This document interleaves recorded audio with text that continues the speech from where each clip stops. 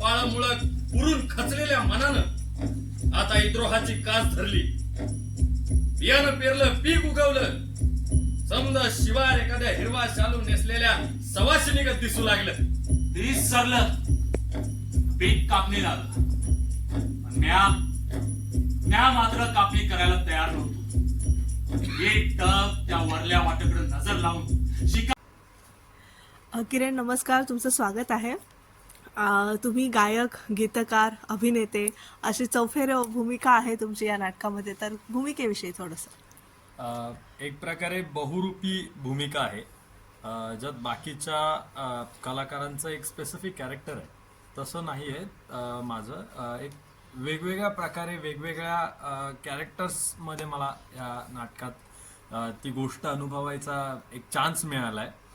आणि त्याचबरोबर माझी आवड ही सुरुवातीपासून लोकसंगीत आहे.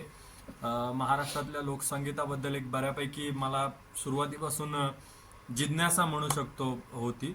आणि ते लोकसंगीत एक प्रकारे बऱ्यापैकी एक्सप्लोअर करायचा चान्स मला ह्या नाटकामुळे मिळतोय.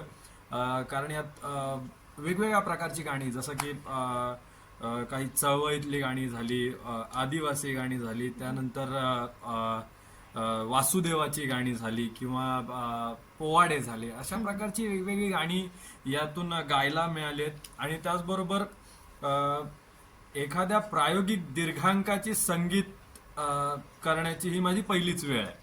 सो त्यामुळे मला एक तो पण एक्सपिरियन्स आलाय की वेगवेगळ्या प्रकारची गाणी लिहून गायला पण मिळाली आहेत त्यामध्ये. आणि त्यांचं संगीत करण्यासाठी मला एक त्यांचा अभ्यास करायला लागल्यामुळे त्याचा व्यासंग पण मला थोडा बऱ्यापैकी या नाटकामुळे वाढलेला आहे. एकंदरीत तेवढं. तुम्ही स्पेसिफिकली असं म्हणजे मराठी लोकगीतांचा अभ्यास केलात, रवींद्र संगीताचा अभ्यास केलात. नेमका कुठल्या संगीतात किंवा लोकसंगीत कुठल्या प्रकारचा अभ्यास? माझा कल थोडा लोकसंगीताकडे असेल. कारण आपण जसं म्हणतो की लोकसंगीत स्वतःबरोबर एक ठसका घेऊन येतं. आणि नाट्यसंगीत हे एक त्याच्या जागी आहे, त्याची एक वेगळी जागा आहे, ते खूप छान आहेच. पण लोकसंगीत हे लोकांसाठी असल्यामुळे ते जास्त रुचतं, जास्त लोकांच्या मनाला भावतं, अशी एक माझी धारणा आहे सुरुवातीपासून. आणि त्यामुळे मला त्याविषयी जास्त जरा आवड आहे, लोकसंगीताविषयी. आणि म्हणून जेव्हा मला असं विचारलं गेलं की तू ह्या नाटकाचं संगीत करशील का, त्यावेळेला माझी प्रतिक्रिया हीच होती की जर मला लोकसंगीत करायला मिळतं, इतकं लोकसंगीताबद्दल एक्सप्लोअर करायला मिळतं, तर माझ्यासाठी ती एक छान संधी आहे. त्यामुळे मी नाही बोलणं हे शक्यच नव्हतं या अशा संधीला. म्हणून मग एक माझ्या हातूनच तो आवाज आला की हे हा आपला चान्स आहे. गायक नट म्हणून या नाटकाने तुम्हाला नेमकं काय दिलं किंवा काय द्यावं अशी तुमची अपेक्षा आहे?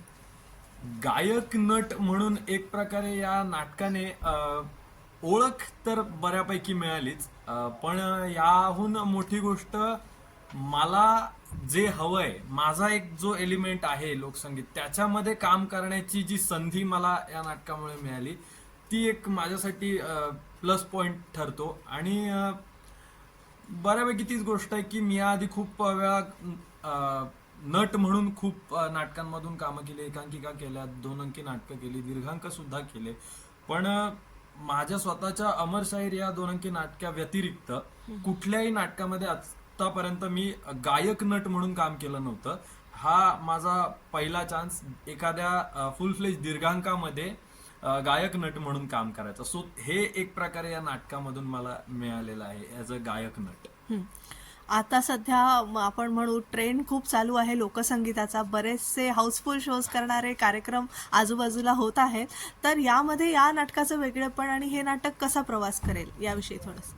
खरं हा प्रश्न एक प्रकारे माझ्या खूप म्हणजे मला जे मनातलं सांगायचं आहे त्याच्या खूप जवळचा आहे प्रश्न. कारण आजकाल मी तरी जेवढी पाहतोय लोक जे लोकसंगीत वगैरे करतायत, त्यांच्यातून असं कुठेतरी दिसून येतंय की फक्त आम्हाला जो आपला इतिहास आहे, अगोदरपासून जो सांगत आलेला इतिहास आहे किंवा जे प्रकार आहेत लोकसंगीताचे, ते फक्त लोकांच्या समोर आणायचं. पण खरी सुरुवात जी लोकसंगीताची झाली ती ह्या अर्थी झाली की लोकसंगीतातून लोकप्रबोधन झालं पाहिजे, आणि ते कुठेतरी आताही मिसिंग आहे पूर्ण ह्या प्रोसेसमध्ये. जितके माणसं जी वरच्या लेवलला किंवा खूप प्रसिद्धीमध्ये कामं करतायत त्यातून सुद्धा कुठेतरी मोजकं प्रबोधन करणं हे दिसतंय, पण जो खरा आवाज उठवला पाहिजे तो कुठेतरी मिसिंग दिसत होता. सो इथे ते दिसणं आहे.